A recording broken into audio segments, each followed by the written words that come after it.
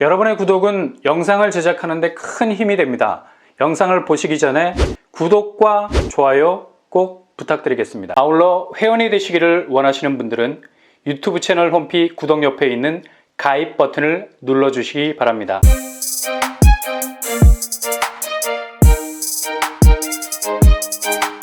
안녕하세요. 뻔뻔한 복덕바입니다. 갈수록 분양시장 분양가가 심상치 않음을 느끼는 요즘, 특히 인플레이션으로 인한 기준금리 인상이 굉장히 신경이 쓰이지 않을 수 없는 상황이 되어버렸습니다. 이렇게 기준금리가 올라가면 결국 주택담보대출 금리까지도 심지어 전세대출까지도 지대한 영향을 받을 수밖에 없죠. 시중은행으로선 상반기 21조라는 엄청난 이자 수익률을 올렸었는데 이렇게 대외 여건 변화까지도 한몫 거들어주니 그냥 못 이기는 척하고 주택담보대출 금리까지 슬쩍슬쩍 올려도 하등의 이상한 느낌이 들지 않을 정도죠. 근데 이번에 금융감독위원회에서 은행의 지나친 이자 실적 위주의 경영에 대해서 경고성에 가깝게 주의를 환기시키는 말들이 나왔습니다. 이거 아주 좋은 현상 아닙니까? 국가기관이 적재적소에서 브레이크를 걸어주는 것. 자칫 관치금융이라는 비판을 받을 수도 있겠지만 워낙에 시중은행들이 예대 마진율에 올인을 하면서 자기들 수익률 기준에 맞춰서 이자율을 고무줄 들이는 것처럼 변화무쌍 조정하다 보니까 가장 큰 피해자 아닌 피해자가 되는 고객들은 주로 주택담보대출을 받는 사람들입니다. 이런 대출 안 받을 수가 없는 거잖아요. 은행 쪽에서 내놓은 변동금리에 준해서 대출 조건을 내놓으면 울며 겨자 먹기로 응해야 하는 을의 위치에 있는 건 사실입니다. 자칫 대출을 받지 못하게 된다면 이건 그냥 아파트 계약 자체가 존속할 수 없는 위기에 처하기 때문에 반드시 받아야 하는 대출이죠. 이런 상황에서 미국의 기준금리 인상 그리고 한국은행도 미국과 같은 스텝으로 움직일 수밖에 없는 상황. 당연히 은행 쪽에서도 대출금리라는 카드를 만지작거릴 수밖에 없는 거죠. 이런 분위기 때문에 금융감독위원회에서 은행의 지나친 이자 추구에 대한 비판이 커지고 있다는 발언을 함으로써 일정 부분 시장 상황에 따라서 자체적으로 은행이 대출금리에 브레이크를 걸어야 하지 않겠나라고 권고하는 것이 아니겠습니까? 이러한 금감위의 언급은 시중은행의 입장에서는 충분히 압박이 될 수 있겠죠.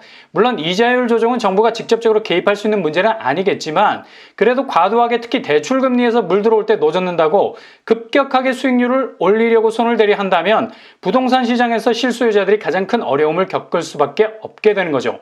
투자 목적의 집을 사려는 사람들은 대출 여건이 악화가 돼버리면 그냥 거기서 멈춰도 되거든요. 아무 일도 안 일어납니다. 근데 내 집을 마련하는 사람들에게는 재앙이 되는 겁니다. 대출 저지선이 코앞에까지 내려오게 되면 방법이 없는 겁니다. 그렇게 가까스로 당첨이 된 주택이 눈앞에서 날아가 버리기 때문이죠.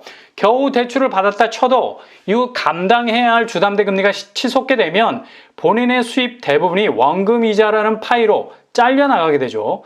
이건 단지 집을 유지시키기 위해서 본인이 파산에 가까운 삶을 살아야 하는 겁니다. 그래서 금감위가 적극적으로 이모저모 시중 은행들에 대해서 여러 발언을 쏟아내는 것도 은행에 대해서 효과적인 잽을 날리는 겁니다. 어찌 보면 어느 주택 정책보다 강력한 효과를 발생시키는 일이 될 수가 있죠. 시장 개입이라는 비판은 경기가 좋을 때나 먹힐 수 있는 말이지 지금처럼 총체적으로 위기감이 느껴지는 상황에선 그다지 와닿는 말이 아니죠.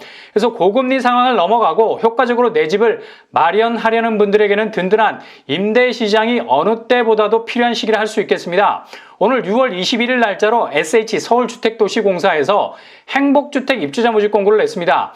지난번에는 장기전세 41차 물량을 내놨는데요. 이번에는 행복주택을 내놨네요. 일단 청년층이나 1인 가구라면 평형 타입에 상관없이 실용적으로 거주할 수 있는 특히 보증금과 임대료가 저렴한 쪽으로 방향을 잡으시면 되고요. 신혼부부 같은 경우는 그래도 5구제곱에 가까운 평형을 선택해서 도전해보는 것도 좋은 전략입니다. 행복주택은 시세를 기준으로 60% 정도에 해당되는 가격으로 임대 물량을 내놓게 되죠. 그리고 거주기간은 대학생 청년은 6년, 그리고 신혼부부의 경우는 10년, 고령자 같은 경우는 20년까지 거주할 수 있게 됩니다. 이번 모집부터는 기존 행복주택에 거주 중인 분도 다른 행복주택에 자유롭게 청약할 수 있는 기회를 주게 됐습니다. 이번에 나온 물량들을 대략적으로 살펴보면 신규 공급지가 눈에 띄죠. 마포구에서 나오는 아직 분양에 들어가지 않았는데 그냥 찜이네요. 마포드 클래스 E, 아이언 2구역에서 나오는 신축 아파트죠. 여기는 청년, 신혼부부, 고령자 다양하게 구성이 되어 있고요. 일단 5사제곱 신혼부부, 23세대 물량이 있고요. 임대보증금이 1억 7천 수준. 그래도 신혼부부로 당첨되시면 10년간 여기에 살 수 있게 됩니다. 내 집 마련을 위한 시간을 충분히 벌 수 있는 장점이 있죠. 강남 쪽은 월 임대료가 80만 원을 훌쩍 뛰어넘어서 부담이 될 수 있겠고요. 재공급 단지에서 눈에 띄는 곳은 고덕 아르테온 5구제곱 타입입니다. 물량도 21세대로 비교적 많고요. 여기도 신혼부부 세대로 구성이 되어 있네요. 보증금 1억 4천에 월 임대료 55만 원 수준입니다. 고덕 아르테온 24평 전세가 7억 3천에 나와 있습니다. 대체로 5, 6억 정도 저렴하겠네요. 물론 월 임대료가 있죠. 그러나 향후 치솟을 전세가를 고려한다면 충분히 메리트가 있다고 볼 수 있겠습니다. 강남 쪽으로 눈을 돌리면 레미안 신반포 리오센트 48제곱과 59제곱이 있고요. 보증금은 2억 수준, 임대료는 80만 원을 넘어가게 되겠네요. 그래도 당첨되면 10년은 주변 시세 대비 굉장히 저렴한 가격으로 청약을 준비할 수 있겠습니다. 서초구 쪽으로는 반포 센트럴 푸르지오 4구제곱이 나와 있고요. 보증금, 임대료 여타의 강남권과 비슷해 보입니다.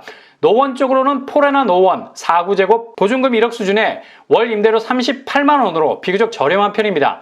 이렇게 물량을 쭉 살펴보시면서 청년, 신혼부부, 고령자대로 선별하셔서 초이스를 하시면 되겠습니다. 청약 자격을 보시면 그 대상이 대학생, 청년, 신혼부부, 예비 신혼부부 포함 한부모 가족 그리고 고령자 순으로 되어 있습니다. 공통적으로 모집 공급을 기준으로 무주택 세대 구성원, 전년도 도시근로자 가구당 월 평균 소득 100% 이하, 자산 3억 2,500만 원, 자동차 가액 3,557만 원 이하여야 합니다. 접수 일자는 다음 달 7월 6일에서 8일까지 SH공사에서 홈피에 접속하셔서 도전하시면 되겠습니다. 당첨자 발표는 11월 16일이 되겠습니다. 입주 예정은 2023년 1월 이후가 되겠네요.